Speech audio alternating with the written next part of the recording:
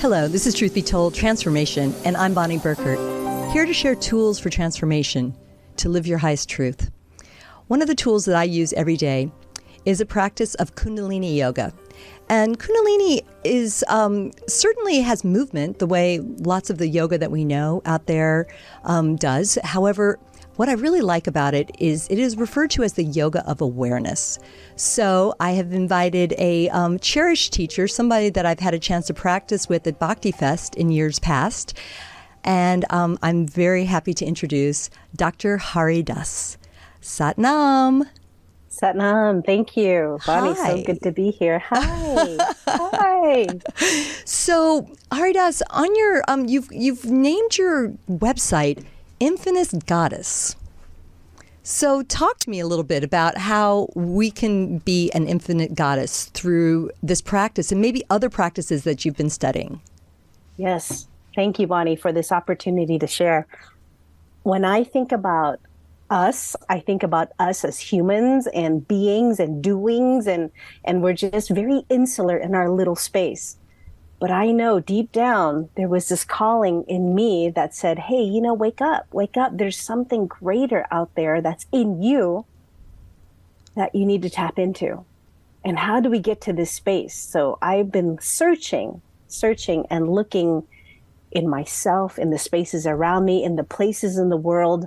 How can we be greater than our selves, our limited, finite selves? And that's when I started searching for chi. Like, I learned this concept of energy and how it can move through the body. See, because energy is not created nor destroyed, it's just transferred. So how is it that in our bodies, let's say if we were light bulbs, some of us are burning at like 15%, and some of us at 90%, some of us at 100%. So how do we up the wattage? That's what I'm looking for. How do we get more chi moving through our system, more air, more prana, more energy in general?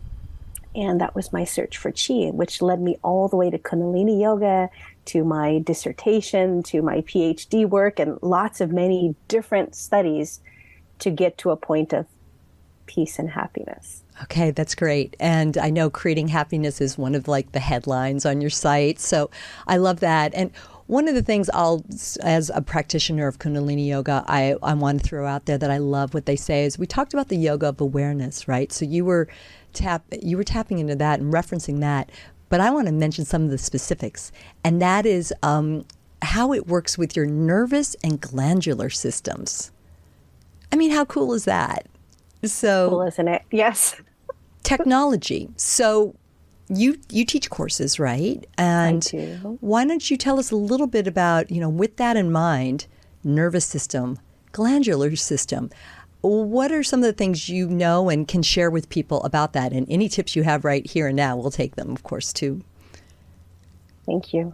A lot of the kriyas that we do in Kundalini Yoga, it's called kriya, and it's a bunch of actions that has a certain desired effect. So let's say a kriya might have 5 to 10 movements in it, or it can be just one movement. But the point is, there is a direction, like an instruction of how to do something.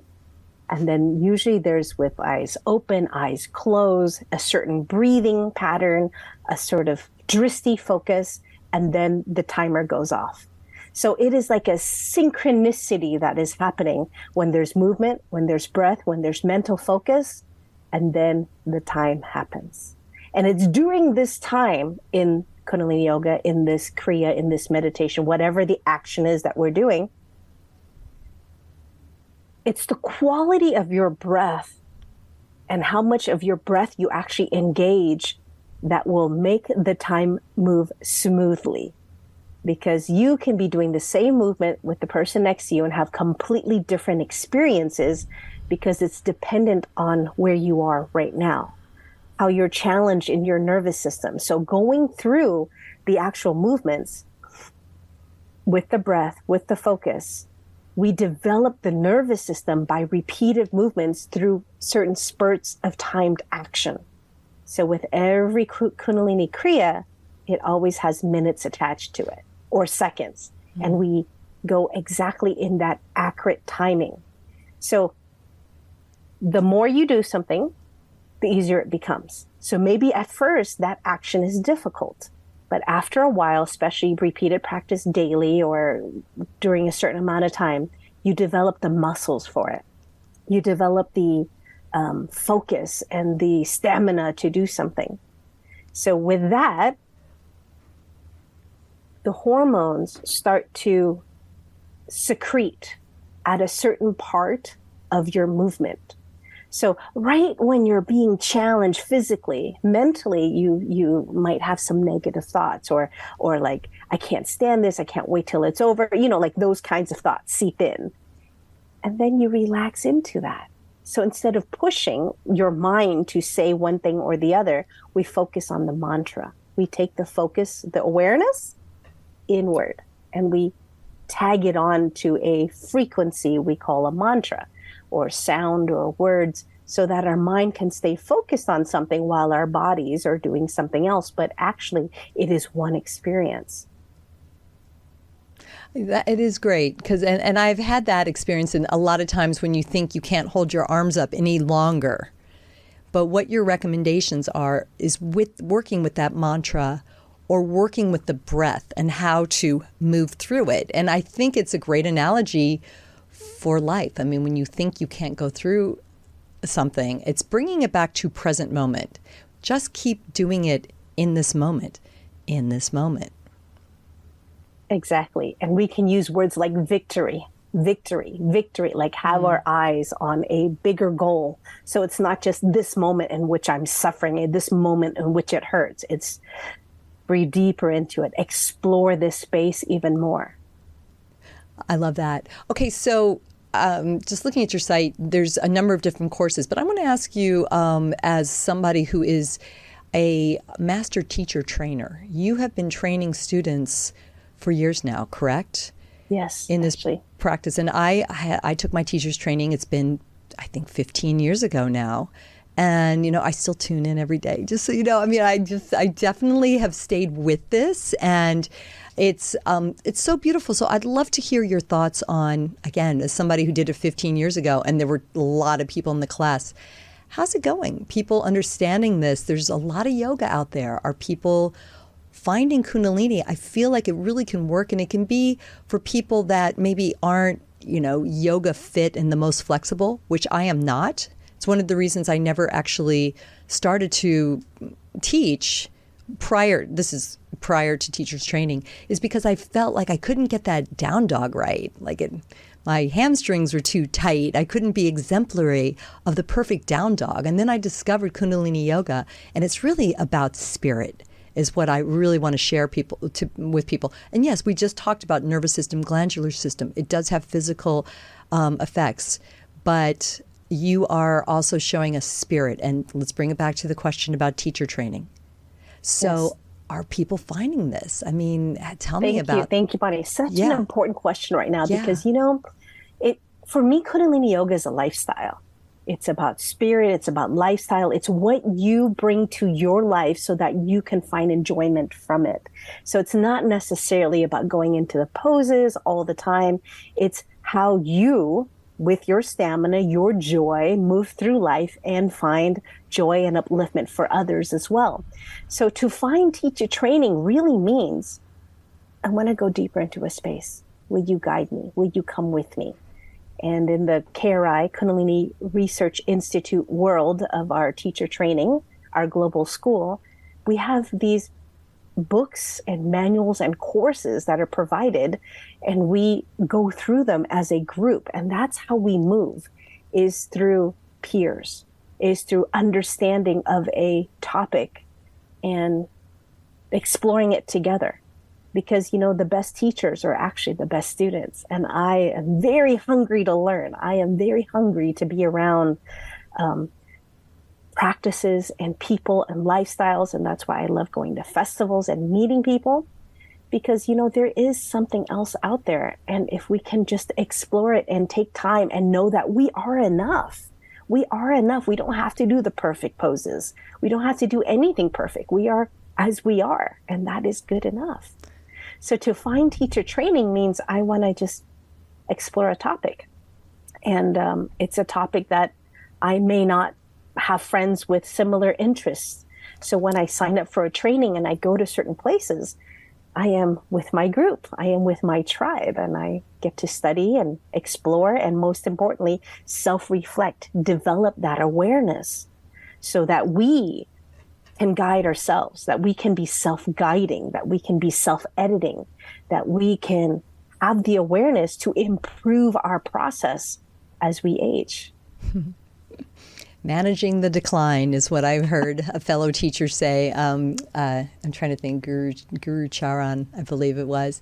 And it's important, and it kind of goes back to the infinite goddess name that you've chosen. And I think I'll throw out there, I mean, goddess, sure, women are talking, we are goddesses, no question. And yet, for men that are listening, we don't want to be exclude them. We really want to talk about the sort of yin and yang, and goddess being the yin side of things, right? And finding the duality and inviting them to understand sacred feminine to better understand sacred masculine. And we have both in each of us, right? That's correct. My website, I meditated on it a while. It took a long time for the name to emerge, and it was over 2 decades ago, actually. I was very young back there, and I recognized there's something inside of me that is ancient, that I really want to tap into, that is not male or female, but it's infinite. It's within all of us. It's very primal. Like there's us, the female us, and the male us, like the finite us, the human, and then there's this infinite flow that comes through us. And how do we hold ourselves in a grounded earth plane and allow that infinite consciousness to move through? Because at any moment, Bonnie, I could be sitting here with you as Haridass, or I can be sitting here as Haridass teacher. Like I could be a very informal, impersonal teacher and just look at you as a student, right? Or I can just be as your friend. Like we have so many different roles, but there is that part that does exist in which we are teachers, that we know better, that we are in that space to handle and manage life that is true to us. And this is really important. I must stress this because there's a tendency to be projecting something and not be able to live up to it. And then there's this realness in who we are that is authentic. And then there's that projected who I want to be, right? So constantly we're in this struggle of who are we in that moment? That is an interesting observation, because I think we all struggle with that, probably more so than ever, because we've got our phones and we can see ourselves quite easily. We can take selfies, we can see videos that have been posted, and we watch them again to see the responses. So I think that's really wonderful that you are looking at that for us as a teacher, as a guide, to help us manage that and understand, how not to be too overly focused on that outer. I remember when I came to LA, it was, I wasn't 20 and there's a lot of pretty 20-somethings here in town. And I remember thinking to myself, you know what? I am not going to try to play the game of keeping up and endless youth. I'm going to work on being shiny on the inside. That's right. And that's why I wanted to call the show, how did I specifically phrase it? Changing Your Core Frequency. That is the title of our show. And so I think we're getting to the core of a few points that you're making here, to that core, right? You're getting to the core of finding the core. And really, it's an invitation. We all need it more than ever. And I was explaining to Haridass, what my show is about. And it's really about higher consciousness and the techniques to explore that, discover that, and stay in it. Yes, exactly. And there has to be a desire to figure that out, first of all. Because if we don't desire to look for our own truth, then we are really caught up in a, what do we want to call it? In a game. We are playing a game. So where is that game leading us? Does it lead us to our own soul? Where is the destination? Where are we exploring this? Are we looking through the lens of our own eyes and our own soul, or are we looking through and playing the game that someone else designed for us? And I think truly this is the core of it all, Bonnie. Finding our own truth, figuring out where our values are, because that's what's going to come into play every day. And until we figure out our values, we're going to be swayed and easily manipulated in someone else's game. Wow. Truth be told, right? And I'm calling it truth be told transformation because we are looking at this. This is transformative. Like if you take a minute, and I hope people have a chance to, listen to this again and let this resonate and watch how things are possible here, right? Some with this work, which can be explored through lots of different ways. We can find, you can find, it's infinitegoddess.com, correct? Infinitegoddess.com, yes. Yeah, is your website. And, Haridass is at events all over the place. And I think there is something about practicing in community as well. So try to make it out to classes, everyone, and connect because it feels really good. I'd like to ask you about your journey. So tell me about your discovery and your doctor, and tell me about your advanced studies and in different fields, not only just this. So let's kind of take us back a little bit. Were you a yogi as a child? Thank you. My parents brought me here from Vietnam at the end of the war in 1975. So there was a whole gang of us, like 9 brothers and sisters, and mom and dad, and they brought us to San Francisco. So in the 70s, as immigrants, we kind of got together with other immigrants and created the first Vietnamese Buddhist Association in San Francisco. Wow. So I've constantly been around community and cooking and being in practice and meditating. So I would say, yes, I've been in community, in a very religious, spiritual community since I was born. And my journey to finding myself is actually in a book that I'm writing called Creating Happiness. And it's coming out at the end of the year. But it really talks about how we become ourselves, like we become our individual, authentic selves. Because, we come from family, we come from community where we live in a space where we're kind of told how to be, how to act, what to do, how to value yourself. And then stepping away from that to say, who am I really? Am I just doing these things in order to be accepted? Or do I do these things because I'm naturally good at it? Or do we do these things because we're inspired by them? So I took some time to really focus on that, because in my life, education was so important that it really overshadowed most of my life. I not in a bad way, but like that's what I focused on. Mm-hmm. So living in San Francisco, and then I went and got my Bachelor's of Science at Cal Poly in engineering. And then I got my master's in marketing in Emerson College in Boston. And then I started to move to Los Angeles and explore Venice Beach and living in the sun. And, it was the 90s. Mm-hmm. So we went to yoga classes. Like every street had a yoga studio. We're starting raw foods, eating lots of avocados, so figuring what was working in my life. Yeah.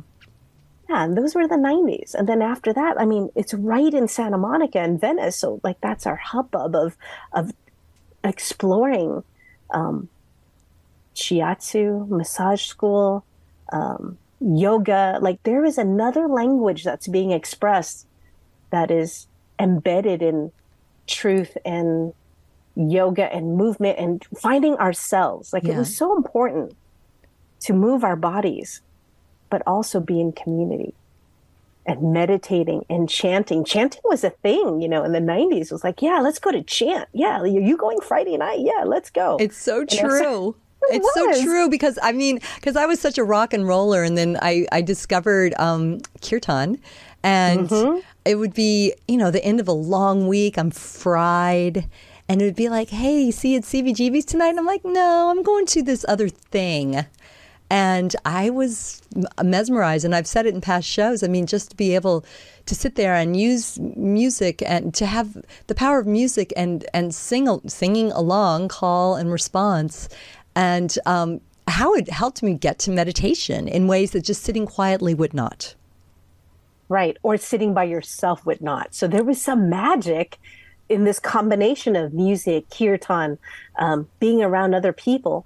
But most importantly, we were chanting some sacred words. We may not understand it, but we were in this frequency that was changing our core. Now, were you studying Kundalini at that point already in the 90s? Because it certainly was here. I mean, right? Los Angeles was the epicenter already in the 70s. Right. Actually, Yogi Bhajan was living in Los Angeles in like 1969. He was already here. Did you ever meet him? There was... no, actually, I didn't start practicing Kundalini Yoga until the 2000s. After he passed, that's when I signed up for teacher training. Oh, yeah. Like, it was always something I did in the background, but I never understood how big the movement was. I mean, it's over 50 years it's been here, and it's a huge community and huge practices. Crazy. Yeah, it's crazy when you think about it. Okay, so... one of the things I want to reflect on as you're talking about it is, remember they called the 80s kind of the me generation. Do you remember that? Yes. And then in the 90s, it's interesting to think about the shift in how yoga really exploded. And I think that, yes, what you were saying, it does create this new self-awareness. And yet, at the same time, it's also the higher consciousness that I'm going for. That helps you connect and I think sort of have an appreciation for a broader life. Just interesting. I'm just a reflection. And it sounds like you, I mean, with an incredible academic path, were yet coming to a discovery of this on a lot of different levels. Yes. And, there was like energy classes and Reiki and, so many offerings that was happening that I remember specifically my clubbing days dwindled, and I would show up for sadhana practice at 3:45 a.m., remembering I used to go out till 3 a.m. Right. And now I'm showing up to practice at 3:40 in the morning and driving through traffic at that hour going, wow, they're still missing closing last night. I know. That was not too long ago. Going the opposite way of traffic. They're going home and you're going out. You're just starting your day.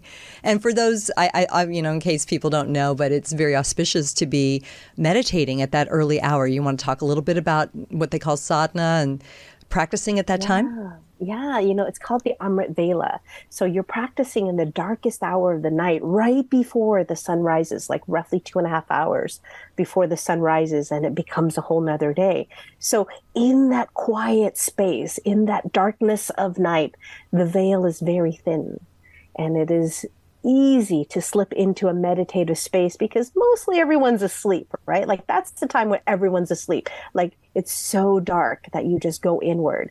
But meditating during that time and doing yoga, your body actually secretes certain chemicals and certain glands at that time that most other times it doesn't. So if you're up and moving during that time, it's beneficial. And so we're meditating, we're going into that space where we're connecting with the oneness, with the universe, and we're getting more messages than we would have if we're just normally asleep. Wow, yeah, it's not easy. So kudos to you that you started your practice with that you were that committed to be up at that hour. Okay, so you're in Los Angeles. Yoga is blossoming along with other practices. So were you called then to other studies beyond just Absolutely. Kundalini? Yes, because I also went to massage school because, it was just right down the street of my house. It was so close. But I wanted to understand Qi and wanted to understand what blocks Qi. So in traditional Chinese medicine, in Qigong, I was in the school, so we just started exploring many, many different things. And what I'm learning is there's nutrition, there's sound and frequency and Qigong movement through the bodies, moving the Qi along, pranayama, breathing exercises, and then the physical movement. So from little, gross, to big, massive, right? So we're going micro to macro, micro, macro, all of that together in this huge universe of energy. Wow. So I studied in Santa Monica with Dr. Medici and Dr. Sankey and all these like great pioneers of body work and energy and nutrition. And what I really explored was being around people who are so into their work that they're really pushing the envelope to the next area, next region, because we have nothing else to do but to improve and to grow. Oh yeah, you're right. You're right. I mean, it's just amazing, and I really love kind of looking back because I'm looking back at the same time, and it also sort of it makes me want to commit that much more, just to keep going with the practice. It's so easy to slide into, binging a favorite TV show. And I mean, I'm pretty good about junk food. I have a sugar, it's like the cookie reward, like, maybe a little chocolate, like I got to do this item of work, and if I eat some chocolate, and how I can kind of watch some of those patterns. And it sounds like you have really looked at so many different ways through patterns. Well, again, Bonnie, what you're really talking about is motivational pieces. If I do this transactionally, I'll get that. So it's kind of like your reward at the end of a hard task. So if it's actually working for you and it's motivating you, then enjoy it. That's what we learn in Kundalini Yoga, that there is a polarity to everything. And the more we can accept the polarity, then the more we can accept the act as it is. But if we don't understand the polarity, we might use it. And this is that razor's edge we're talking about. We can use it as a point of shame and guilt. Okay. Instead of motivation and fun, right? Like it's all the same thing. It's just, what do we focus on? And if right. you work super hard, and I know you do, if you want to binge that show, go for it, girl. Enjoy it. You know what I'm saying? Like, just go for it. Why not? Yeah. You'll come back. But if you get lost in that for years and then you feel bad about it, then you might want to, show up and do some practice for yourself and start to change questions like how you ask yourself those things. Because this is really what we're talking about. These decisions we make, but they're so macro, they're so small, but we make them so often that they become the looping thoughts and the looping practices that we actually get caught up in and we actually don't like, but we keep doing them. That's good. I like that. Thank you. Ding, ding, ding. This is the gift of me doing the show, is that I learn things. And I hope everybody else who's listening learns too. So, specific Kundalini Yoga practice question. Please. What is it about doing a 40-day meditation or longer? Can you tell us a little bit? And 21 kind of factors in sometimes too? Yes. 40 days is the minimum to create a habit. So let's say we want to go to the gym, you and I, Bonnie. We'll be like, okay, let's set a time. We'll go do it. We'll meet together. We'll create this pattern together and we'll go to the gym, right? So it's 40 days. If you do that for 40 days, it's going to stick. If you do it less than 40 days, not so much. But there is a certain repetition in the amount of days. So it's said in the yogic teachings that up to 40 days, you create a habit. So you just have a habit. You want to create this habit of whatever it is you want to list. Do that for 40 days. Okay. Most likely it's going to stick. If you do it for 120 days, it becomes a part of your identity. If you do it for 1,000 days, you've mastered that thing. Okay. So these are the numbers that we What about learn like about the 600?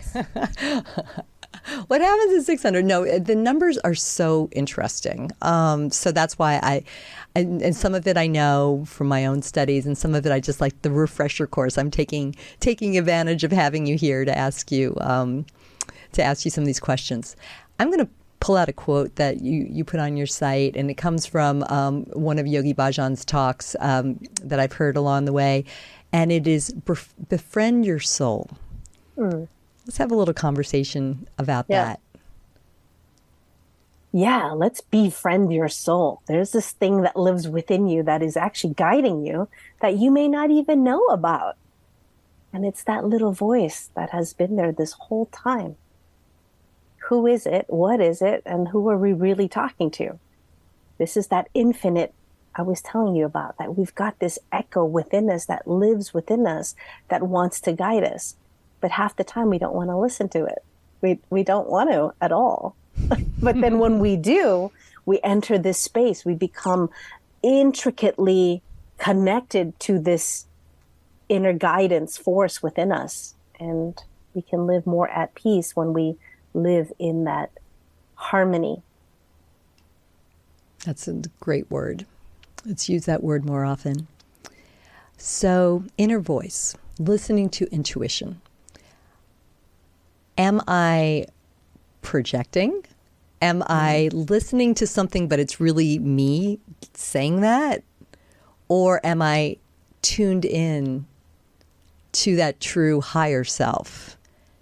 Any suggestions on how to make how to know what we're listening to? That's a great question, especially now when we're listening a lot outside of us or watching things in social media outside of us. That is, we see it so often that we think it's normal. Right. And it's not really true, is it? But because we've seen it so often, it becomes this perpetual projection. And we think that's how we should look. That's how we should talk. That's what we should live in our lives. Versus, is it true for you? Right? Like you touch your heart and you say, is it true for me? Tap into it. Scan your body. Become very aware. Did that just happen? When things happen, you ask yourself, did that just happen? And then tell yourself what happened. Because in the retelling of the story, we actually hear our own words. And when we hear our own words, we register it. Because most of the time we're just walking around in shock and we're following someone who has a bigger energy than us. How they dictate it is what we follow. Versus take a moment, pause, reflect, scan my body. Is it true for me? Wow. I really think that what you just described is a really good example of changing the core frequency. I think we've touched on that through a couple times through this conversation. But I really like that invitation to, one, not compare to others, and to the reference of scanning. So I think it all starts with breath, but it also I think it's also halting, like calm, a halt, a stop, and neutrality. Yes. Right? You got to pause. You got to pause. You got to take that break. You got to take that breath. Take that breath, pause. Go into your own space. You can't reflect if you're so into someone else's space, right? So you have to develop, this is why I tell you, befriend your soul. Go into your own space so that this is me, that is them. When the lines are blurred, when the boundary is so close that there's no boundary, you end up living someone else's version of yourself. You're not truly who you are or allow yourself to be. Waheguru. This is good. Exactly. So we're in our final couple of minutes, and one of the questions I'd like to ask is, where do you think we are? Where do you think humanity is in 2023? How do you feel we're doing out there? More people than ever are taking Kundalini teacher training, right? It grows year after year, and there's that many more people that have the practice. How are we doing out there in your purview? That's true. Judging from the numbers of the people showing up at festivals, Also, it's getting bigger. It really is like a surprise. We took a 3-4 year hiatus because the world changed and we all went indoors, and then we recognized not so great at home all the time. It's time to come out and connect. So last weekend I was just at a festival. And then in 2 weeks, I'm going to Paris for the European Yoga Festival. There's 1,000 people coming. Wonderful. And it's just this awareness of like, we need to be together. Like there is medicine in being together. And it's the expansion. I truly believe it's the expansion of our self-concept, of who we think we are, what problems we have versus being in bigger groups and diluting our problems in a sense and focusing on a bigger picture, which is connection. We need connection. We need to see each other. We need to be seen. We need to be acknowledged, and we need to be around others in order to serve. We need to serve. We need to come from that place of service in our heart so that we can connect to others and actually feel connected. This is really important, to be connected. That's what we're trying to do with the podcast. Although, that's great that you're listening, everybody. Now get off the phone or laptop and go out and play, and find a class and find Haridass. And you want to tell us a little bit about some of the workshops that you do and places we may be able to see you teaching? Yes. So at the European Yoga Festival, which is an hour outside of Paris, I'll be there for 2 weeks and teaching. And then I'm going to Tulum in October to do a course on conscious communication. You can spend 6 days with me, and we can go into the topic of how do we communicate? What are the skills we can learn in communication and allowing our messages to be sent and received? And then we're going to be in India for a whole month in November to December for level 1 training and level 2 on vitality and stress. And then we end at winter solstice in December in Florida. So there's a lot of opportunities to connect. And we have a level 1 online training, hybrid training in Phoenix starting in September through March. You are busy. And you're writing a book. Yes. That's amazing. This is really great. I'm sorry it's been way too long since I've connected with you. Always one of my favorites. Again, we see each other at Bhakti Fest typically, and we'll do hopefully in September 2023 in Joshua Tree. So I'll give a little plug to that because it's, again, someplace convenient to Los Angeles that we'll know we find each other. But hey, I'm in town, you're in town. I hope we find each other sometime very, very soon. And thank you so much for coming and talking to us. I think there's some beautiful pearls of wisdom. Thank you, Bonnie. Satnam, until the next time. Satnam. Thanks for listening, everybody. Truth Be Told Transformation is looking to share tools for transformation so that you can really live your shiniest and happiest and healthiest life. We are here with all kinds of different shows at Truth Be Told. Tony Sweet has his show on Fridays at 3 p.m. live at 3 p.m. Pacific. So he gathers the community there and really likes to interact with you. Robert Hensley has his Minuteman Report where he does an interesting study on all kinds of different topics. And we are reaching out in Espanol with metaphor in Truth Be Told, Veridad. I forgot how to say it in Spanish, but I'll work on it for the next episode. Be sure to follow and like and share. We are here for the conscious community. I'm Bonnie Burkert. Until the next time, shine on.